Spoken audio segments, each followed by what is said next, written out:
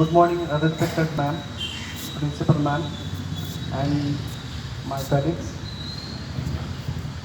Thank you for giving me an opportunity to stand and uh, tell a story about Mahatma Gandhi. See, in a rally, we inform people about cleanliness. I'm also going to talk about cleanliness, but cleanliness of mind, because uh, cleanliness is a value, but it should be cleanliness of mind should be there.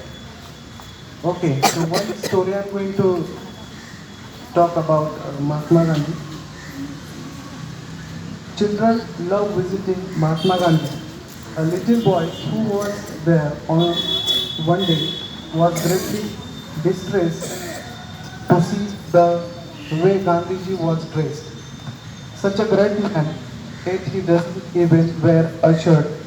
He wondered, why don't you wear a kurta, Gandhi?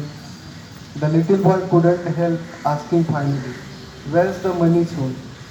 Where's the where's the money, son? Gandhiji asked gently. I'm very poor. I as you want. Just tell me how many you need. I have a very large family, son. I have a very large family, son. I have 40 crore brothers and sisters, Gandhiji explained. Till every one of them